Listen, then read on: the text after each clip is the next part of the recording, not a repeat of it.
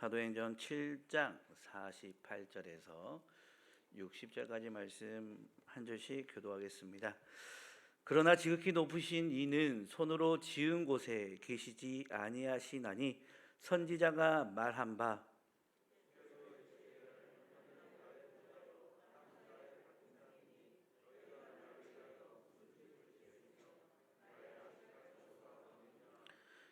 이 모든 것이 다 내 손으로 지은 것이 아니냐 함과 같으니라.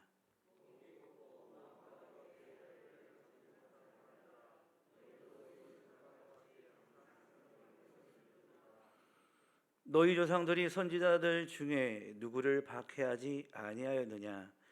의인이 오시리라 예고한 자들을 그들이 죽였고 이제 너희는 그 의인을 잡아 준 자요 살인한 자가 되다니.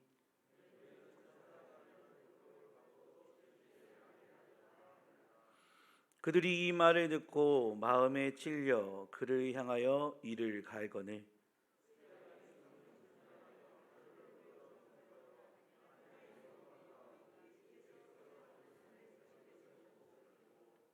말하되 보라 하늘이 열리고 인자가 하나님 우편에 서신 것을 보노라 한데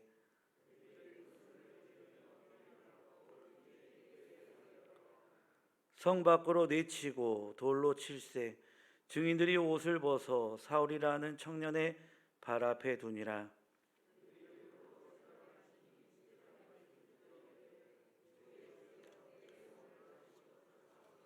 함께 읽겠습니다. 무릎을 꿇고 크게 불러 이르되 주여 이 죄를 그들에게 돌리지 마옵소서 이 말을 하고 자니라.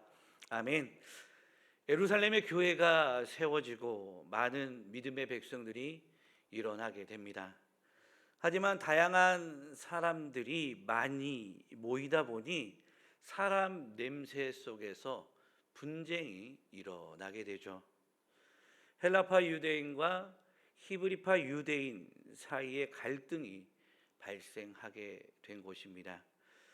12사도들은 당장 이 문제를 인지하고 해결하려고 하였고 해결 방법으로 7집사를 세우게 됩니다. 7집사 중에 한 사람이 있는데 그 사람이 바로 스데반입니다. 그는 은혜와 권능이 충만한 사람이었습니다. 이 스데반이 지혜와 성령으로 말하매 다양한 지역에서 살던 많은 디아스포라 유대인들이 이 스데반과 논쟁을 하는데 상대가 되지 않은 것입니다. 논쟁에서 스데반에게 번번이 무릎을 꿇게 되자 이 디아스포라 유대인들이 새로운 승부수를 띄웁니다. 그 승부수는 바로 모함이었죠. 이들은 스데반을 꺾기 위해 사람들을 매수합니다. 그리고 모세와 하나님을 못 오겠다고 고발하게 됩니다. 그리고 공회에서 재판을 받을 때 거짓 증인들을 세우고 스데반을 궁지로 몰아넣게 됩니다. 그런데 스데반은 그들의 악한 이 방법에도 불구하고 요동하지 않습니다. 그리고 디아스포라 유대인들의 잘못된 행동으로 인해 공회에서 재판을 받게 된 스데반 집사는 억울한 그 상황 속에서도 흔들리지 않고 천사와 같은 얼굴로 사람들 앞에서 변론을 하기 시작합니다. 증인들이 했던 말들이 사실이냐는 대제사장의 이 물음에 이 스데반 집사의 변론이 시작된 것이죠. 그것이 바로 이 7장의 시작이 되게 되는데요. 우리 7장 1절 그리고 2절 상반절만 보도록 하겠습니다. 7장 1절 2절 상반절입니다. 대제사장이 이르되 이것이 사실이냐 스데반이 이르되, 그렇죠. 대제사장이 이르되 이것이 사실이냐 하는 부분은 디아스포라 유대인들이 스데반을 모함하기 위해서 거짓말했던 거짓 증언들에 대한 내용이고, 이제 이 질문에 대해 스데반이 대답을 하게 됩니다. 우리 성도님들 같으면 어떤 대답을 하겠습니까? 너 이런 잘못한 죄 네가 지었지, 내가 안 지은 행동인데 했다라고 한다면 당장에 우리는 어떤 말을 할까요? 억울하다, 모함이다, 그들이 말하는 거짓이다라고 말하지 않겠습니까? 하지만 스데반은 전혀 이들에 대해서 언급하지 않습니다. 그리고 뜬금없이 자신들의 조상들에 대한 역사에 대해서 쭉 이야기하게 됩니다. 아브라함 시대로 거슬러 올라가 그때부터 이스라엘의 이 역사를 이야기하기 시작하죠.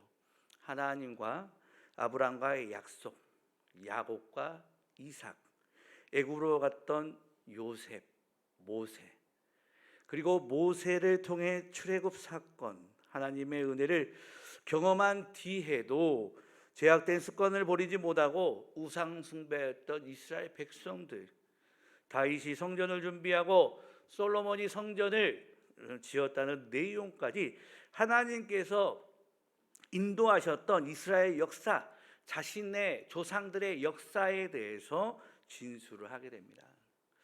아마도 스데반 집사의 변론을 듣던 공회에 모인 사람들은 자신들의 조상들에 관하여 일목요연하게 전하는 지나온 조상들의 그 이야기, 그 역사적 이야기에 귀를 기울이고 있었을 것입니다. 그리고 그들은 앞으로 스데반 집사가 무슨 말을 할지 그 변론을 듣고자 하였던 것이죠. 정죄의 눈빛으로 스데반 집사의 말투에 꼬리 잡기 위해 그 스데반 집사가 뭔 말을 하나 쳐다보였던 그 사람들이 이제는 야, 저 사람이 과연 우리 조상들에 대해서 어떤 이야기를 할까라는 기대하는 심령으로 바뀌게 된 것이죠. 솔로몬의 성전까지 이야기를 했던 스데반 집사는 그들의 주의를 집중시켜 놓습니다. 그리고 정작 자신이 하고 싶었던, 전하고 싶었던 그 이야기를 이제야 시작하게 되죠. 스데반 집사는 돌연 이스라엘 백성들의 죄악상을 꾸짖으며 회개를 촉구합니다. 7장 48절을 보면 오늘 본문에 제가 읽었던 본문의 시작을 보면 뭐로 시작합니까? 그러나로 시작하게 되죠. 주께서 이르시되 하늘은 나의 보좌요 땅은 나의 발등상이니 너희가 나를 위하여 무슨 집을 짓겠으며 나의 안식할 초소가 어디냐? 이 모든 것이 다 내 손으로 지은 것이 아니냐라고 말하며 스데반 집사는 이 이스라엘 백성들에게 먼저 육체의 할례는 하였지만 목이 곧고 마음이 완악한 그들의 형식주의적인 모습들을 지적하며 성령을 거스르는 죄악을 지적하였고 또 다음으로 의인이요 그리스도를 예수를 죽인 살인마들이라고 그들을 꾸짖으며 마지막으로 천사가 전한 율법을 받고도 너희가 지키지 않았다라고 말을 하게 됩니다. 스데반의 목소리에 집중하였던 이스라엘 백성들은 이 스데반이 자신들의 죄를 드러내자 화가 났습니다. 그들은 분노하였고 결국 스데반 집사를 돌로 쳐 죽입니다. 지금까지 이 스토리로 성령의 충만한 가운데 지혜와 권능을 받아 열정적으로 복음을 전하다 승거하였던 이 스데반에 대해 함께 나누었습니다. 이 시간은 오늘 우리가 보았던 이 스데반 집사의 짧은 스토리를 바탕으로 이 스데반 집사의 복음을 듣고 반응하였던 이스라엘 백성들의 모습, 그리고 불꽃처럼 살았던 스데반 집사의 모습을 기억하며 성령을 따르는 자의 모습은 과연 어떠한 모습인가 함께 나누고자 합니다. 먼저 성령을 따르는 사람은 말씀 앞에서 자신을 낮춥니다. 어느 목사님이 믿음이 연약한 성도가 병원에 입원했다는 소식을 듣고 신방을 가게 됩니다. 그 교인은 위독한 상태에서 이제 죽음을 목전에 두고 있습니다. 목사님은 이대로 세상을 떠나게 해서는 안 되겠다라는 생각을 하시고 누가복음 23장에 있는 강도의 이야기를 해줍니다. 그리고 이렇게 말합니다. 선생님, 예수님이 돌아가실 때 함께 처형당한 강도는 마지막에 회개하고 구원받았습니다. 선생님, 지금이라도 이 강도처럼 신실하게 예수님을 믿으십시오. 그러자 이 사람이 얼마나 자존심이 강하든지 다 주고 하는 목소리로 이렇게 말합니다. 목사님, 저는 강도가 아닙니다. 복음을 전해 듣고도 자존심을 앞세우며 이 복음을 받아들이지 않는 죽음을 앞둔 이 교인의 모습은 흡사 예수님께서 십자가형을 받으실 때 함께했던 두 강도를 떠오르게 하죠. 예수님과 함께 십자가형을 당할 때 한 사람은 예수님을 비방합니다. 다른 한 사람은 예수님께 은혜를 구하죠. 곧 복음을 듣는다고 해서 모두가 다 구원을 받지는 않는다는 것입니다. 오늘 스데반의 설교를 듣고 자신들의 범죄함을 알게 되었음에도 회개하기는커녕 스데반을 돌로 쳐 죽였던 이스라엘 백성들의 모습은 복음을 전해 듣고도 그 복음을 받아들이지 못했던 교인 또는 예수님과 함께 십자가에 매달렸을 때 예수님을 비방했던 강도의 모습과 흡사하다 할 수 있습니다. 우리 54절 한번 보도록 할까요? 7장 54절입니다. 우리 함께 보도록 하겠습니다. 그들이 이 말을 듣고 마음에 찔려 그를 향하여 이를 갈거늘. 그들은 일단 스데반이 자신들의 죄악을 낱낱이 고하는 이 이야기, 이 설교를 듣고 마음이 찔리게 됩니다. 그러나 이 양심의 가책을 받았다는 말이 이 가슴에 찔림은 아니라는 것이죠. 찔리다는 의미로 번역된 이 단어의 원형은 디아프리오로 조각, 톱질하다입니다. 그런데 본문에서는 미완료 과거 수동태로 쓰입니다. 그래서 조각, 톱질되다라는 말이 되는 거죠. 이 말은 스데반을 말에 듣고 그들이 극심한 분노가 일어나서 그들의 마음이 뒤틀릴 대로 뒤틀려 버렸다는 것을 우리에게 말해주고 있는 것이죠. 다른 번역본을 보면 이렇게 돼 있어요. 공동 번역을 보면 의회원들은 스데바노의 말을 듣고 화가 치밀어 오라 이를 갈았다. 쉬운 성경을 보면 이렇게 되어 있습니다. 공의회 의원들은 스데반이 하는 말을 듣고 몹시 화가 나서 스데반을 보며 이를 갈았다. 이러한 다른 번역본들을 통해서 우리는 이 사실을 명확하게 알 수 있는 것이죠. 그리고 이를 갈다는 것은 극한 감정과 분노의 외적인 표시였습니다. 이는 그들의 격분과 분노가 스데반의 말을 듣고 있는 동안은 물론 말이 끝난 이후에도 한동안 계속되었음을 말해주고 있습니다. 예수님께서 죽으시고 부활하시고 승천하신 후 예수님의 제자들은 복음을 전파했습니다. 그리고 그 복음을 전해들은 사람들은 두 가지의 모습을 나타내게 되죠. 한 모습은 사도행전 2장 37절에 있는 내용인데요. 한번 띄워주시고요. 사도행전 2장 37절 한번 보도록 하겠습니다. 그들이 이 말을 듣고 마음에 찔려 베드로와 다른 사도들에게 물어 이르되 형제들아 우리가 어찌할꼬 하거늘. 여기도 말하죠. 마음에 찔려. 오늘 54절에도 마음에 찔려지만 여기도 마음에 찔려죠. 하지만 여기서는 마음에 찔려 그들이 어떻게 반응을 합니까? 형제들아 우리가 어찌할꼬 하면서 회개하고 세례를 받았다라는 것입니다. 하지만 어떤 사람은 격분과 분노로 속이 뒤틀리고 이를 갈면서 돌을 들어 의인을 치는 대조적인 모습을 보이고 있는 것입니다. 우리들의 삶을 돌아봅니다. 우리는 복음을 들을 때 어떤 반응을 보입니까? 말씀을 비추어 우리의 죄악이 드러나게 될 때 우리의 잘못을 인정하고 회개하고 있습니까? 아니면 우리의 치부가 드러남에 따라서 분노하고 강박한 마음이 들지는 않습니까? 말씀이 선포되어질 때 그 말씀을 들고 나의 삶이 이렇구나, 나의 삶이 이렇게 연약하구나, 내 자신을 돌아보고 있습니까? 아니면 또 나를 찍는 소리 하는구나 라고 생각하고 있지는 않습니까? 예전에 제가 주일 오후 설교를 한 적이 있습니다. 전 그저 하나님의 주신 은혜대로 말씀을 전했습니다. 예배가 진행되고 예배가 되는데 한 청년의 표정이 굉장히 좋지 않더라고요. 저는 이제 그걸 몰랐죠. 왜 저 친구가 안 좋은지는 몰랐습니다. 근데 나중에 다른 청년이 찾아와서 저한테 이야기를 합니다. 전사님이 설교할 때 그 친구가 나를 위해서 설교한 것 같다고, 기분 나쁘다고, 마음 상했다고 하더라고요 라고 저에게 말해 주는 것이죠. 그럼 제가 그 친구를 겨냥해서 정말 의도적으로 설교를 했을까요?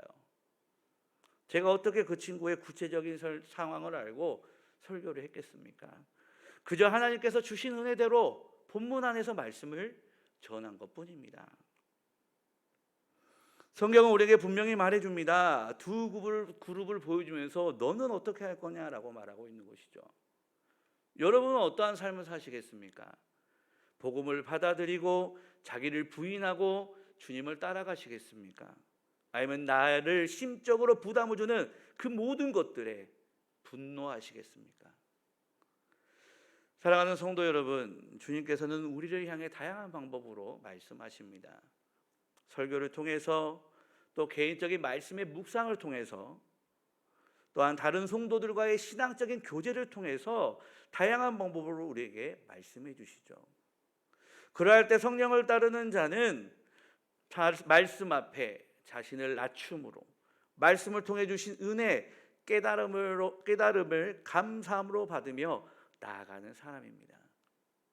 오늘도 겸손히 주의 신실한 백성으로 자기를 부인하고 말씀 앞에 자신을 겸손히 낮춤으로 주님을 섬기는 믿음의 귀한 백성들이 다 되시기 바랍니다. 다음으로 성령을 따르는 사람은 어떤 사람입니까? 바로 세상을 두려워하지 않는 사람이죠. 위원회는 갈릴레이에게 다음과 같이 지시하고 명령한다. 태양이 세계의 중심이고 돌지 않으며 지구는 돌고 있다는 견해를 완전히 포기해야 한다. 그렇지 않을 경우 추기경 위원회에서 제재가 가해질 것이다. 갈릴레이는 이러한 지시에 따르고 순종할 것을 약속했다. 1916년 2월 26일 로마 교황청 추기경 위원회 의사록의 일부입니다. 갈릴레이는 지동설을 신봉했고 그게 맞다고 생각했고 그것을 밝혔습니다. 그러나 지동설을 주장하였던 갈릴레이는 교황청에 의해 생명에 관한 위협적 압력에 결국 과학적 신념을 버리고 지동설에 대한 자신의 주장을 철회하였던 것이죠.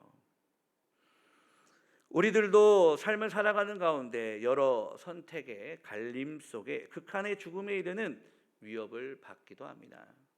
그럴 때 우리는 죽음을 두려워해서는 안 됩니다.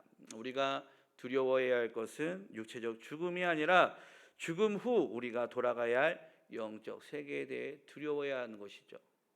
우리가 진정 두려워해야 할 것은 우리가 진짜 구원받았느냐, 구원받지 못했느냐, 이것을 고민하고 구원받지 못하였음에 대해서 두려워해야 할 것입니다.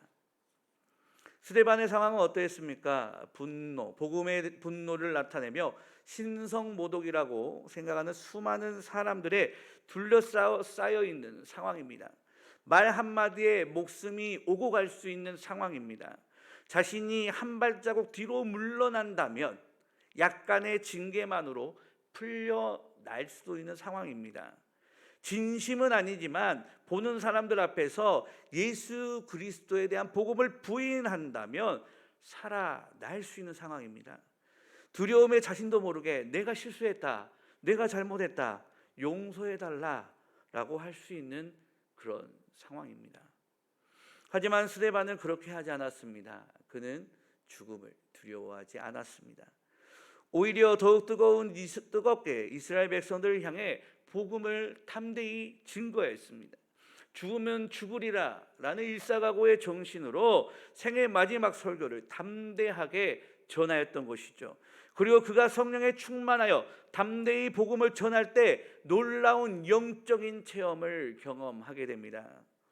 하나님의 영광과 예수께서 하나님 우편에 서 있는 것을 그가 보게 된 것이죠. 우리 55절 한번 볼까요? 55절입니다. 스데반이 성령 충만하여 하늘을 우러러 주목하여 하나님의 영광과 및 예수께서 하나님 우편에 서신 것을 보고. 아멘. 하나님의 영광은 이런 의미입니다. 이 광채, 이 변화산에서 예수님으로부터 나오는 빛, 또 사도 바울이 다메섹 도상에서 봤던 그런 빛, 이 광채로 온 우주의 지배자이신 하나님과 그와 동일한 본체이신 예수 그리스도에게 속하는 위엄과 영광, 이것을 하나님의 영광으로 우리가 볼 수 있습니다. 그렇다면 예수님께서 하나님 우편에 서신다는 것은 어떤 의미일까요? 히브리인들에게는 오른편에 대한 독특한 의미를 가지고 있습니다. 그것은 명예롭고, 그 오른쪽이라는 것 자체가 명예롭고 영광스러운 자리라는 것이죠. 따라서 예수님이 하나님의 우편에 서 계신다는 것은 예수님께서 위엄과 영광으로 충만하신 하나님과 그 위엄과 영광을 동일하게 누리고 있다는 것을 말해주는 것이죠. 이는 또한 유대인들로부터 하나님을 모독했다는 죄로 죽임당한 예수님께서 결코 신성 모독자가 아니라 진정 하나님의 아들로서 지금은 그 예언 그대로 하나님으로부터 영예로운 대접을 받으며 영적 이스라엘을 통치한다는 그 사실까지 또 보여주는 것이죠. 또 서 계신다는 것은 예수 그리스도의 의를 드러내고 믿음으로 순교의 자리에 서 있는 이 스데반을 격려하고 환영한다는 의미와 더불어 이 스데반의 믿음의 순교자라는 사실을 하나님 앞에서 증언해주는 증인의 의미도 가지고 있는 것입니다. 스데반은 결코 혼자 쓸쓸히 죽어간 것이 아니었습니다. 하나님과 동일한 영광을 누리고 계시는 예수 그리스도께서 그 믿음을 인정하시고 그 믿음의 인정의 증인으로서 보고 계시는 가운데 순교한 것인 거죠. 이 얼마나 영광스러운 죽음입니까? 스데반은 진정 성도가 누릴 수 있는 최고의 영예를 누린 삶의 승리자였습니다.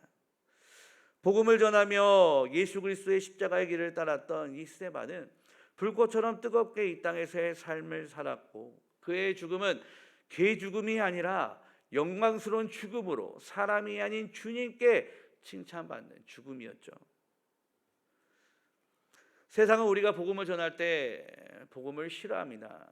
예수를 믿는다고 하면서 믿음의 온전한 삶을 살지 못하기에 이름뿐인 그리스도인이라고 욕하기도 하지만 죄악에 사로잡힌 세상은 근본적으로 예수님의 복음을 싫어합니다.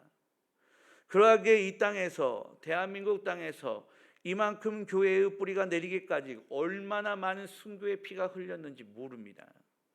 우리가 전임 사역자는 아니지만 그럼에도 우리의 가정과 직장 또 삶의 현장에서 복음을 전해야 하는 하나님의 백성입니다. 하지만 우리 자신이 먼저 믿음대로 살지 못하기에 부끄러워 복음을 전하지 못하는 경우도 있지만 어쩌면 복음을 전했을 때 그들의 반응에 대한 두려움 때문에 더욱 복음 전하기를 두려워하지 않나 모르겠습니다. 세상 앞에 담대히 설 용기가 없을 때 가족과 또 직장 동료 및 주변 사람들에게 복음을 전할 용기가 없을 때 우리는 이 스데반 집사를 기억해야 합니다. 죽을 줄 알면서도 담대하게 복음을 전하였으며 그의 신실함에 하나님의 영광이 임하였던 것을 우리는 기억해야 하는 것이죠. 성도 여러분, 죽음이 두렵습니다. 비난도 두렵습니다. 또 나 스스로가 너무나 부끄러울 때가 있습니다. 그렇지만 우리는 우리를 위해 죽으신 예수 그리스도를 생각하며 그분을 의지하여 담대히 복음을 전하는 주의 백성들이 되시기 바랍니다. 그리야 할 때 스데반이 하나님의 영광과 예수님께서 하나님 우편에 서신 것을 본 것처럼 우리 주님께서 우리가 감당할 수 없는 하늘의 상을 내려주실 것입니다. 세상을 두려워하지 마시고 세상 속에서 성령을 따라 담대히 주의 복음을 증거하는 믿음의 귀한 백성들이 다 되시기 바랍니다. 마지막으로 성령을 따르는 사람은 어떤 사람입니까? 바로 예수 그리스도를 닮게 됩니다. 스데반의 설교를 듣던 사람들은 큰 소리를 지르고 귀를 막고 일제히 그에게 달려들게 됩니다. 사내들인 공회의 의장인 대제사장을 제외하고 70명의 의원으로 구성되어 있는 곳입니다. 그리고 당시 그곳에는 많은 참관인들이 있었을 것입니다. 따라서 이처럼 많은 사람들이 큰 소리를 지르게 되며 스데반의 목소리가 고함 소리에 묻혀버립니다. 또한 그들은 모두 귀를 틀어 막았습니다. 악에 사로잡혀 있는 자들은 성령에 충만한 사람이 호소하는 말을 듣기 싫어 이를 적극적으로 거부합니다. 스데반 앞에 있는 유대인들도 그랬습니다. 그러면서 그들은 일제히 그에게, 스데반에게 달려들었습니다. 이것은 마음과 뜻의 행동을 일치 단결하여 어떤 일에 몰입하는 것을 의미하는 것이죠. 그들은 신성모독적 발언이라고 생각하는 말을 더 이상 용납하지 못하고 격정과 분노에 사로잡혀서 이 스데반 집사에게 달려든 것입니다. 스데반을 향해서 달려들었던 사람들은 스데반을 향해 돌을 던집니다. 작은 돌이 아닙니다. 사람 주먹만한 돌입니다. 이 돌은 대충 맞아도 큰 상처를 받을 수 있는 그런 강력한 무기입니다. 그런데 주먹만한 돌을 들고 무방비인 스데반을 향해 이 돌을 내던지기 시작하자 오래지 않아 돌에 맞아 의식이 흐릿해져 스데반은 의식이 흐릿해져 가기 시작하죠. 그런데 돌에 맞아서 억울함 속에 모함으로 자기가 죄를 짓지 않았음에도 돌에 맞아 쓰러져가는 그 상황 속에서도 스데반은 자기를 향해 돌을 드는 자들에게 저주하지 않습니다. 그는 먼저 이렇게 말을 하죠. 주 예수여 내 영혼을 받아 주시옵소서. 유대인들이 스데반을 돌로 칠 때 스데반은 그를 지켜보고 계시는 예수 그리스도께 기도하였던 것입니다. 한편 돌에 맞아 죽어가면서 그가 호소한 내용은 예수님께 자기의 영혼을 받아 달라는 것이었습니다. 이는 그 예수님께서 십자가상에서 죽으실 때 성부 하나님께 드렸던 기도와 유사한 것이죠.